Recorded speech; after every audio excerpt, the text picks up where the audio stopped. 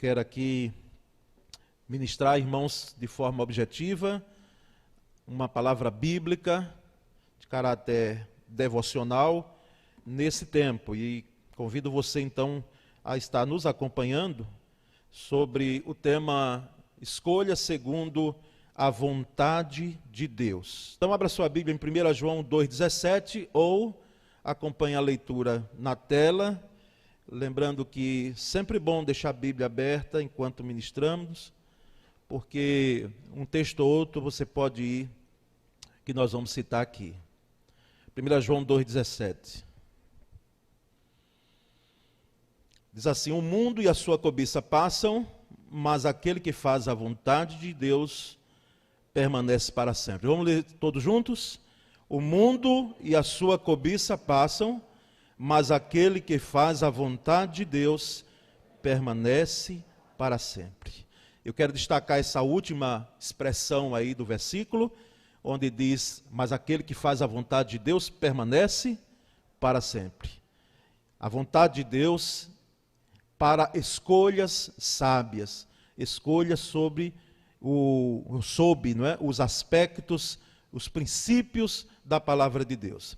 Irmãos, de fato, a título de uma introdução rápida, não é?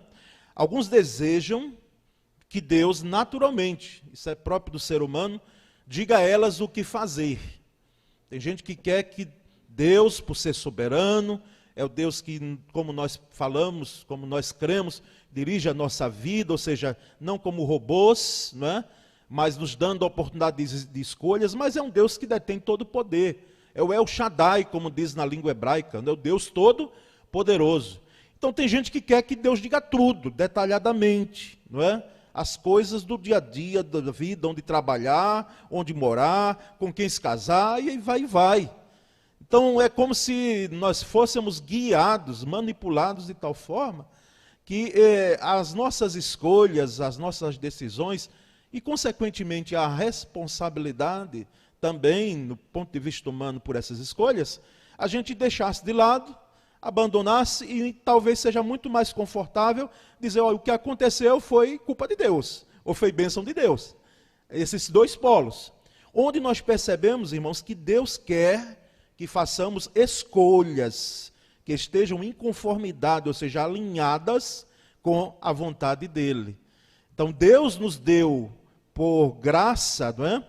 Essa capacidade, essa habilidade, ele abriu mão de algumas questões, certamente, que ele poderia muito bem direcionar, e a vontade dele sempre impera, mas as escolhas ele nos deu a graça de fazermos como seres humanos. Por isso, lá em Gênesis, você lê que o homem foi feito à imagem e semelhança de Deus. Ou seja, isso tem muito a ver com aquilo que a imagem de Deus tem em nossa vida, porque Ele nos deu a capacidade de escolhas. E percebemos então o primeiro aspecto em relação a escolhas sob a vontade de Deus, ou mediante a vontade de Deus, o aspecto da comunhão com Deus, a necessidade da comunhão com Deus. E 1 Coríntios capítulo 1, versículo 9, que eu inclusive coloquei aí na tela, diz, fiel é Deus, o qual os chamou à comunhão com seu Filho Jesus Cristo, nosso Senhor. Ou seja, Deus nos chamou aqui à comunhão. Deus mesmo, por sua soberania e graça, você vai ouvir muito essa expressão dizendo, porque é dessa forma que nós cremos, soberania e graça, dádiva, favor imerecido de Deus e misericórdia também. Ele nos chamou à comunhão com seu Filho Jesus Cristo, nosso Senhor. Então devemos entender, irmãos, preste bem atenção a isso, que comunhão é mais do que petição a Deus. Não há problema algum você orar pedindo a Deus, é o que nós chamamos de orações petitórias. Conhece gente, quem sabe é você e eu, não é? Que pede muito a Deus, Senhor, eu peço por isso, Senhor, eu te peço por isso. Não há problema algum, peça muito, meu irmão. Peça até quando Deus dizer não ou sim, tá certo? Peça, não há problema. Agora, só que comunhão com Deus não é só isso. Não são apenas as orações petitórias. A oração petitória é um gomo do fruto da comunhão. Comunhão é muito mais que isso. Comunhão é o aspecto daquilo que nós temos de envolvimento, de partilha de Deus para nós, e é bom que a gente entenda isso, partilha de Deus para nós. Porque o que é que eu posso partilhar com Deus que Ele não tenha? Você está entendendo? Então é Deus quem partilha o que Ele tem e o que Ele é conosco. Então, comunhão é isso, e de forma desinteressada ou desinteresseira. Eu chegar diante de Deus sem pedir nada, apenas para contemplar, como nós cantamos aqui no início, contemplar a tua beleza, a formosura do Senhor, sem interesses, que não seja o de glorificar primeiramente ao Deus que é Senhor da minha vida. Então, comunhão é esse envolvimento, essa partilha de Deus conosco. E quanto mais tivermos comunhão com Deus, melhor entenderemos a sua vontade, melhor entenderemos a sua vontade. Quer conhecer a vontade de Deus? Tenha muito mais comunhão com Deus, porque você vai entender a vontade de Deus melhor, muito melhor. Segundo aspecto, eu vou correr aqui, irmãos, né?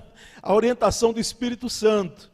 O Espírito Santo orienta, o Espírito Santo é Deus, o Espírito Santo não é sopro, o Espírito Santo não é um vento, o Espírito Santo, ele é Deus, terceira pessoa da triunidade, como eu digo, ele é Deus, ele é consolador, ele tem a mesma essência de Deus. Nossa teologia bíblica sadia, que procuramos fazer, ele é Deus. E o texto do Salmo 143, 10, dentre outros textos, diz: ensina-me a fazer a tua vontade, pois tu és o meu Deus, que o teu bondoso, preste bem atenção, o teu bondoso Espírito me conduza por terreno plano. O Espírito Santo nos conduzindo, nos orientando, nos dando muitas vezes até vozes mesmo de orientação, ou nos dando a força necessária, o consolo necessário, para que a gente possa estar alinhado com a vontade de Deus. Quando a oração, irmãos, e consagração a Deus, em busca da vontade de Deus, quando há, o Espírito Santo orienta. Quando eu oro ao Senhor, quando eu consagro a minha vida, quando eu não procuro ser mais santo do que os outros, porque faço isso, porque em hipótese alguma, oração, jejum, consagração a Deus, deve ser de você esnobar, não é dizer, mas eu oro mais do que fulano, eu consagro mais a minha vida. Nada disso, nada disso. Tudo isso aí, trapos de imundícia diante do Senhor. Mas quanto mais eu consagro a minha vida, quanto mais me santifico, quanto mais eu busco a Deus, quanto mais eu oro, quanto mais eu tenho comunhão com Deus, certamente o Espírito Santo vai me orientando. Ei, Paulo, calma, não é por aí. Não vá por aí. Vá dando, e ele vai confirmando, não apenas orientando, mas a Bíblia diz que ele vai confirmando os nossos passos. Então, alinhe-se, ou alinhemos nós todos à vontade do Senhor, segundo a orientação do Espírito Santo. Então, comunhão com Deus e orientação do Espírito Santo. E terceiro e último aspecto, irmãos, em relação a essas escolhas, segundo a vontade de Deus, a iluminação da palavra de Deus. A iluminação da palavra de Deus, isso aqui eu já destaquei em um dia da Bíblia, que eu preguei um tempo atrás aí. Não muito tempo. Onde o Salmo 119, 105 nos dá a luz necessária para entendermos a importância da palavra. Ele diz, aliás, a tua palavra é lâmpada que ilumina os meus passos e luz que clareia o meu caminho. As versões antigas diz, lâmpada para os meus pés é a tua palavra e luz para os meus caminhos. A palavra de Deus, a Escritura Sagrada é lâmpada. Um livro fechado é como qualquer outro livro. Mas ele aberto, vivido, praticado, crido, é o livro que faz toda a diferença. Deus, na realidade, aqui deixou, ou permitiu que se deixasse escrito aqui, através do sopro do Espírito Santo, homens de Deus, pessoas que pudessem aqui exarar nas Escrituras, colocar nas Escrituras, algo que nós precisamos nos estar alinhado à vontade de Deus e tendo a palavra como luz. E nossas mentes, elas tendem a fazer essas decisões, irmãos, baseadas apenas, algumas escolhas, em valores puramente humanos. Esses valores podem nos levar a escolhas erradas. Mas quando procuramos passagens que nos dão princípios bíblicos para nos orientar, aí nós temos orientação, iluminação da palavra. Princípios. Textos que são princípios da palavra, tanto no Antigo Testamento quanto no Novo Testamento. Nosso desejo, irmãos, é que o último aspecto eu vou aqui deixar para um outro momento, que era o uso do bom senso. O uso do bom senso. Deus nos deu cabeça para pensar, não é?